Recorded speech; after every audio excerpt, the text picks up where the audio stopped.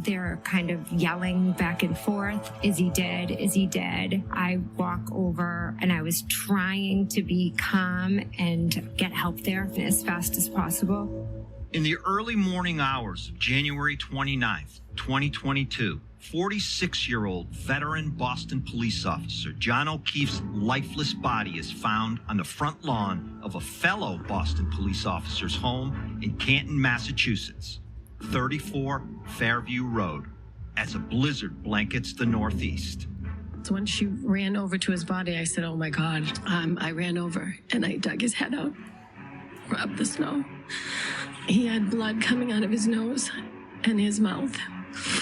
And his right eye it looked like a golf ball.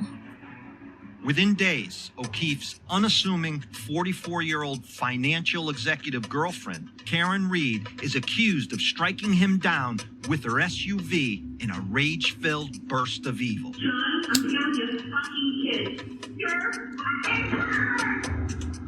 Now I've seen enough evidence to me to be satisfied that there's no question that Karen Reed struck John O'Keefe with her vehicle that morning.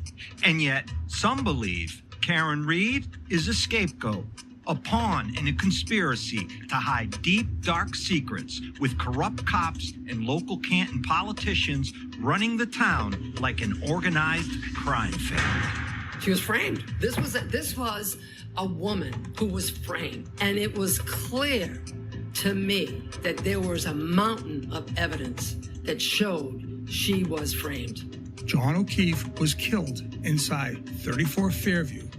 He was beaten to death. He was passed out. He got up. He started convulsing, and he vomited all over the place. There was blood everywhere. My name is M. William Phelps. I'm an investigative journalist and the true crime author of close to 50 books. You might know me from my #1 Apple podcast hit, Paper Ghosts, or my weekly show, Crossing the Line with M. William Phelps. I've spent the past 25 years in the true crime genre and have yet to come across a case like the Commonwealth of Massachusetts versus Karen Reed. A small New England town festering in dysfunction, accusation, and threats, unhinged and in chaos. It has torn this town apart. People who have suffered enormous loss for speaking out. People have their children who have turned against them. These people have terrorized the town because the power these people have yielded for so long. With residents at each other's throats. People come by my house, they take video, they scream and called me names. They send me Facebook messages. They call my home phone and cell phone all hours of the night. They tell me to kill myself. They threaten that there are eyes everywhere. I'll never be able to live a normal life again. And there in the middle of it all, self-proclaimed journalist and free speech activist Aidan Carney, who goes by the blogging name Turtle Boy, uncovers what he believes is evidence of widespread corruption and collusion, fueling conspiracy theories and pushing a volatile situation over the edge.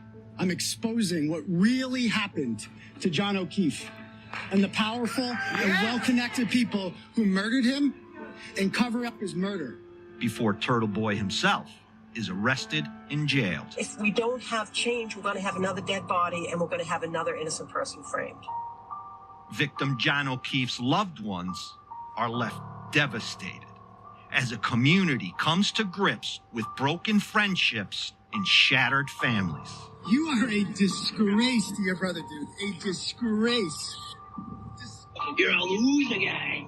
You know your fans are big losers. An incompetent and shoddy law enforcement investigation full of conflicts and nepotism fans the flames. I think about those original days where Aidan Carney was not known to these people. They were operating like nobody was watching. Lead investigators humiliate and shame suspect Karen Reed. I text my wife waiting to lock this whack job up. Who's the retarded client? Who was it that you were referring to? Miss Reed. What really happened on the night John O'Keefe died? Who is responsible? What will O'Keefe's friends and family say? And what new evidence does Aidan Turtle Boy Carney claim to have and will reveal for the first time blowing the lid off a murder case that spawned a movement. Murderers come in all shapes and sizes. People will do what they have to do to protect their family. Coming October 17th, 2024, A Crossing the Line with M. William Phelps presents special 10-part limited series podcast, 34 Fairview Road. Listen on Apple Podcasts, Spotify, or wherever you get your favorite shows.